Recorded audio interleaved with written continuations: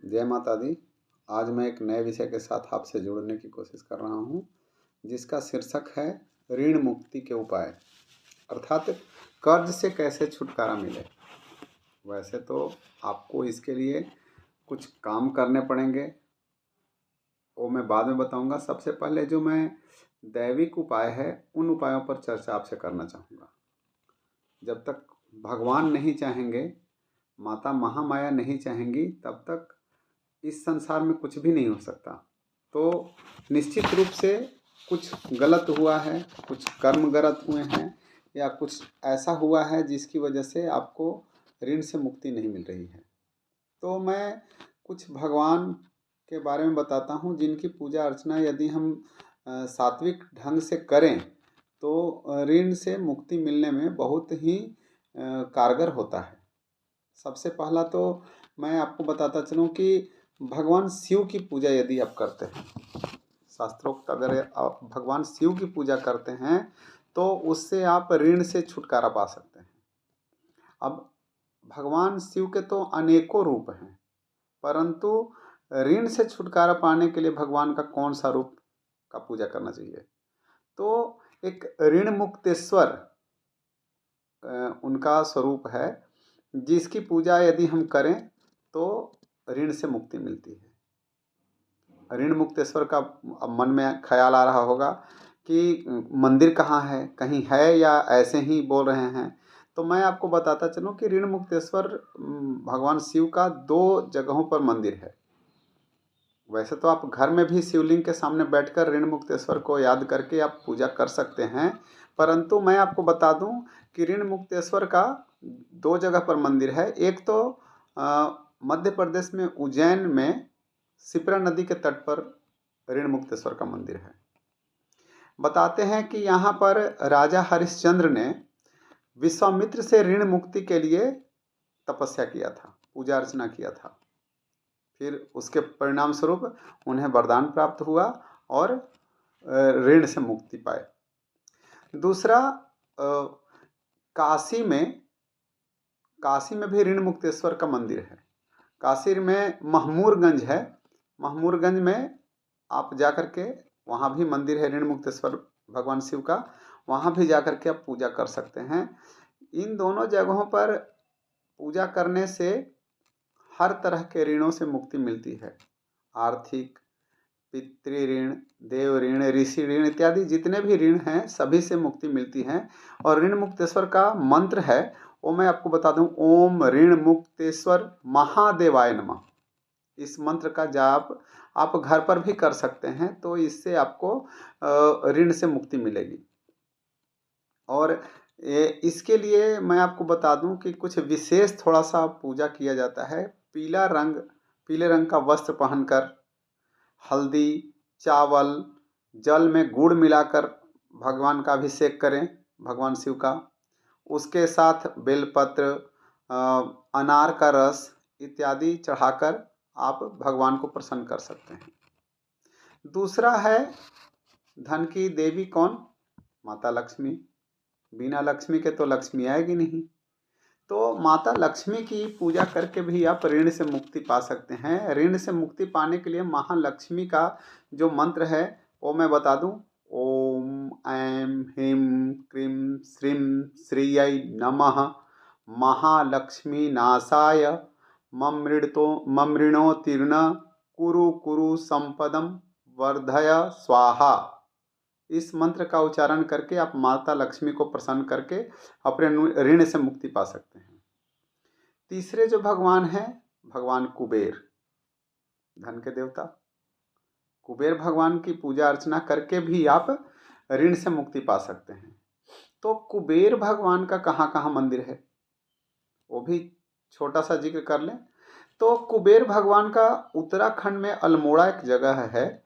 अल्मोड़ा में आप जाएंगे तो वहाँ जागेश्वर धाम के नाम से एक मंदिर कुबेर भगवान का प्रसिद्ध है।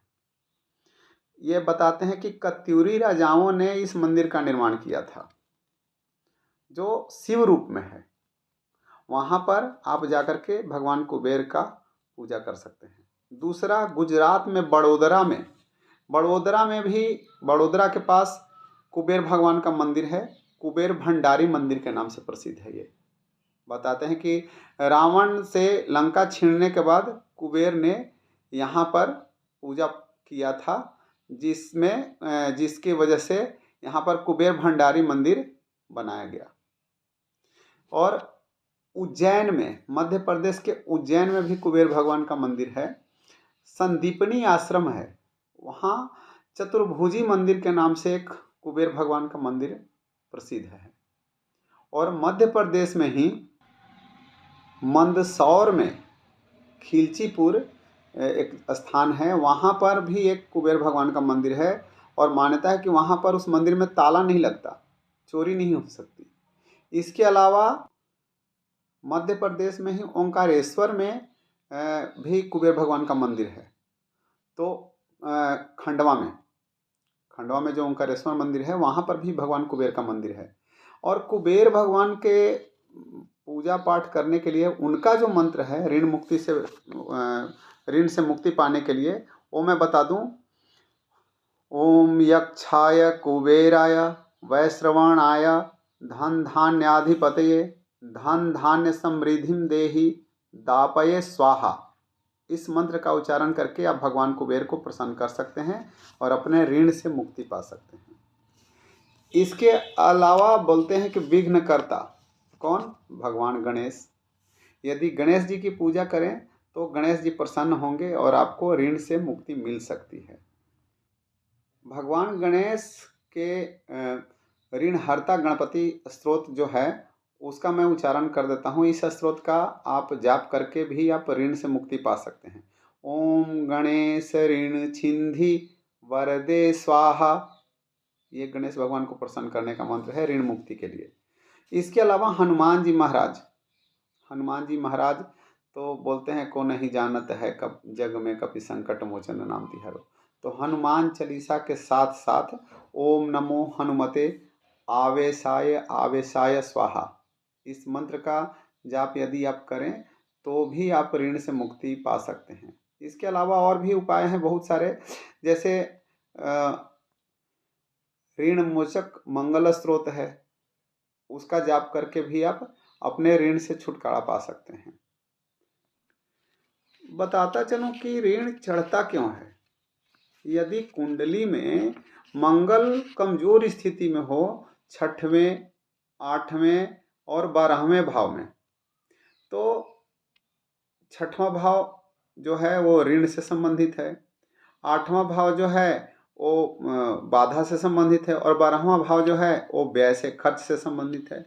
अगर इन 3 भावों में अगर मंगल कमजोर स्थिति में है तो ऋण चढ़ता रहता है, उतरता नहीं है। इसके अलावा शनि, राहु, केतु, बुध अगर ये कमजोर हो तो भी ऋण चढ़ता है। बोलते हैं राहु तो दरिद्र का ही देवता मानते हैं कि अगर जिनका राहु कमजोर है तो वो दरिद्र करके ही छोड़ेगा। तो इसके अलावा आप दान पुण्य करके भी अपनी ऋण से मुक्ति पा सकते हैं। और बता दूं कि इन सब के साथ साथ जब तक आप अपना कर्म वगैरह नहीं करेंगे, जैसे आप अपना बजट नहीं बनाएंगे, बोलते हैं कि जितना आ रहा है खर्चा करते जाओ, कुछ प्लानिंग नहीं है, जब तक आप योजना नहीं बनाएंगे तो कैसे होगा। आपका कितना इनकम है उसमें से हर महीने कुछ न कुछ सेविंग होने चाहिए ताकि भविष्य में आपका काम आ सके। और अगर अभी सेविंग भविष्य के लिए नहीं कर सकते हैं, अगर ऋण चढ़ा हुआ है तो उसको कैसे मैनेज कर सकते हैं। आपके पास मान लिया कि 2 लाख रुपया आ रहा है तो 2 लाख रुपया प्रायोरिटी वाइज आप सेट करें कि हम पहले किस प्राथमिकता किसे देंगे। जहाँ ज़रूरत ज़्यादा है वहाँ पर पहले खर्च करेंगे, जहाँ ज़रूरत जल्दी नहीं है वहाँ पर हम थोड़ा बाद में खर्च कर सकते हैं, अगले महीने में कर सकते हैं। तो इस तरह का अपना योजना बना करके भी आप अपने ऋण से मुक्ति पा सकते हैं। तो उम्मीद करता हूँ कि आपको यह वीडियो अच्छा लगा होगा, और अगर अच्छा लगा होगा तो वीडियो को सब्सक्राइब करें। हम आपको समय समय पर अपने तरफ से अच्छा वीडियो बनाने की कोशिश करते हैं और धार्मिक वीडियो ही बनेगा। इसमें परिवार के साथ बैठ करके मेरा वीडियो देख सकते हैं और कोशिश करते हैं कि हम आपको ज़्यादा से ज़्यादा जानकारी दे सकें। जय माता दी।